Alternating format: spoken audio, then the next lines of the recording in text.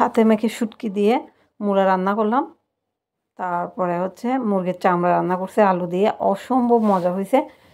সবজিটা এত স্বাদ হবে আমি চিন্তাও করতে পারি নাই। বাজার থেকে শাক কিনে নিয়ে আসছি, শাকের সাথে ছোটো ছোটো মূলা ছিল, তো ফেলে না দিয়ে তো সেটা দিয়ে আমি আজকে একটা হাতে মাখা তরকারি রান্না করলাম, অসম্ভব মজা হয়েছে। আসসালামু আলাইকুম, কেমন আছেন সবাই? আলহামদুলিল্লাহ আমি ভালো আছি। সানভি ব্লগ থেকে সানভির মামা বলছিলাম, চলে আসলাম আজকে অন্য একটা ব্লগ নিয়ে। তো অনেক দিন হয় ঘর গোছানো হয় না, বাসা চেঞ্জ করার পরে যেমন জিনিস তেমনই রয়ে গেছে। কারণ বাসা ছেড়ে দিব এই চিন্তা করে আমি যেভাবে রাখছি সেভাবেই রেখে দিছি। তো কী করলাম, আজকে ড্রয়ার ওয়ার্ড্রোব গোছাইতে বসে গেলাম, তাও আবার মেয়ের কাপড় একটা নিলে 10টা বের করে, এমন একটা অবস্থা।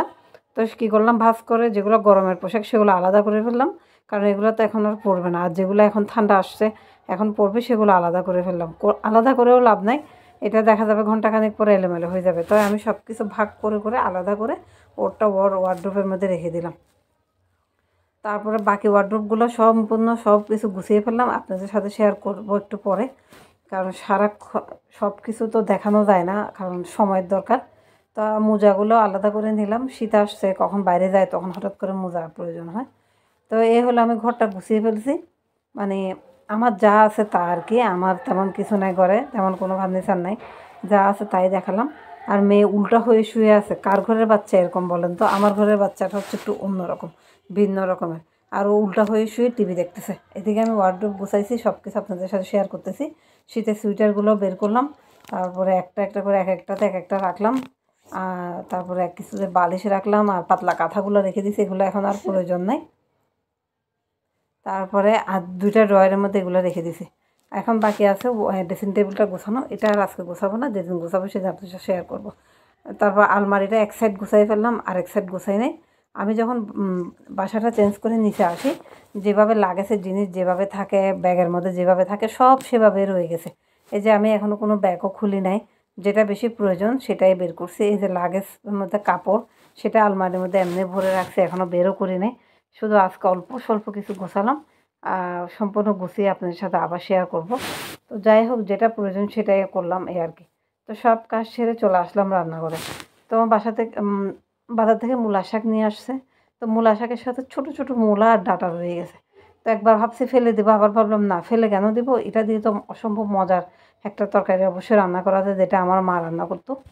তো আমি কি করলাম, মূলা শাকের ডাঁটাগুলো নিলাম, একটা আলু দিলাম, আর অল্প ডাল দিলাম, আর একটু পেঁয়াজ দিলাম, একটু রসুন কুচি দিয়ে দিলাম, একটু হলুদের গুঁড়া দিলাম, একটু মশলার গুঁড়া দিলাম। বেশি একটা মশলা ব্যবহার করব না, অল্প অল্প পরিমাণে করব, যেহেতু আমি শুটকি দিছি।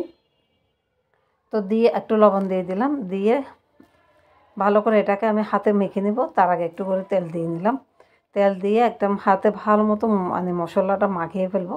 আর এই ধরনের তরকারি আমার কাছে খুবই ভালো লাগে, যেমন ময়মনসিংহে এই তরকারিটা বেশি খায়, সেই তরকারিটা তো আমার মুখে লেগে থাকে, কি বলবো আর। কারণ আমি জানি আমার আমার বান্ধবী ছিল, মানে আমার রুমমেট ছিল, সে ছিল ময়মনসিংহের, ওর হাতের খাবার আমি খুব পছন্দ করতাম। আর ওর থেকে দেখে আমি এই রান্নাটা করি, আমার কাছে কিন্তু খুবই ভালো লাগে। তো এই তো একটু করে পানি দিয়ে আমি ঢাকনা দিয়ে বসিয়ে দিলাম। তারপর মাঝে মধ্যে একটু একটু নেড়ে দিচ্ছি, তরকারিটা আমার হয়ে যাচ্ছে। ঝোল তেমন একটা দিই নাই। তো আমার তরকারিটা হয়ে গেছে, আর একটু শুকিয়ে নেব, ডালটা আর একটু সিদ্ধ হওয়ার বাকি আছে, এই আর কি। আবার ঢাকনা দিয়ে 5 মিনিট 6 মিনিট অপেক্ষা করলাম। এই যে আমার তরকারিটা হয়ে গেছে, এত সুন্দর একটা স্মেল আসতেছিল শুটকির, কি বলবো আর। এদিকে আমি মুরগির চামড়া ফ্রিজের মধ্যে বেশি রেখে দিয়েছিলাম, ওটা আমি বের করে নিলাম। এটা ভিজে দিয়েছি অনেকক্ষণ, হয় ঠান্ডার কারণে এটা ছাড়ানো কষ্ট হয়ে যাচ্ছে। তারপর আমি চেষ্টা করতেছি কীভাবে ছাড়ানো যায়। আর আর আমার থেকে তো চামড়া অনেক পছন্দ। এই ভিডিওটা আমি আপলোড করছি সানডে ব্লগে। তো এখন আমি আজকে এই 2টা তরকারি রান্না করব। তো এখন আমি এখানে টেনে টুনে যতটুকু বের করতে পারলাম করলাম, করে এটাকে কেটে নিলাম, আবার একটু বেছে নিলাম। তারপর আমি এখানে রসুন পেঁয়াজ একটু করে থেতো করে নিছি, কারণ থেতো করে আমি তরকারিটা রান্না করব।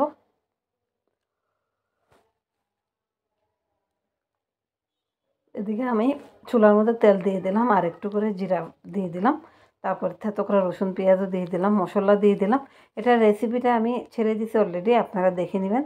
আশা করি আপনাদের কাছে ভালো লাগবে। আসলে অসম্ভব মজা হয়েছে তরকারিটা, কি বলবো আর। আর এই ধরনের যারা আমার মতো চামড়া পছন্দ করেন তারা এইভাবে খেতে পারেন। এই দেখেন কীভাবে তেল বের হয়েছে, আর দেখতে মাশাআল্লাহ এত সুন্দর হয়েছে। তো এই হলো আমার চামড়ার তরকারি, মানে মুরগির চামড়া, দেখতে পুরা বটের মতো হয়েছে, বটের থেকেও মজা বেশি হয়েছে। তো রান্না বান্না শেষ, তো খেতে বসে যাব। তো আমি সব কিছু প্লেটের মধ্যে বেড়ে নিচ্ছি। মাশাআল্লাহ দেখতে অনেক লোভনীয় হয়েছে, আর খেতেও সেই রকম একটা স্বাদ হয়েছে। আর সবজির তো কোনো জবাবই নাই, এত স্বাদ হবে আমি চিন্তাও করতে পারিনি। যেখানে আমি মূলাটা ফেলে দিতে চাইছিলাম সেখানে রেখে দিয়ে আমি এই তরকারিটা রান্না করলাম। আসলে কোনো কিছু ফালানো নাই, রান্না করতে জানলে সব কিছু স্বাদ হয়। তো বসে গেলাম গরম ভাত খাওয়ার জন্য, আর সঙ্গে সবজি দিয়ে। আমার তো আর দেরি সহ্য হচ্ছে না। আর এত সুন্দর একটা ঘ্রাণ বেরোচ্ছে শুটকির, কী বলবো, আমার থেকে শুটকি এমনিতে বরাবর পছন্দ, সবসময় পছন্দ। তো যারা আমার ভিডিওটা ফেসবুক থেকে দেখতেছেন তারা একটা ফলো দিয়ে দিবেন, আর যারা ইউটিউব থেকে দেখতেছেন একটা সাবস্ক্রাইবার করে নেবেন। আজকের ভিডিওটা এ পর্যন্ত। ভালো লাগলে লাইক, শেয়ার, কমেন্টস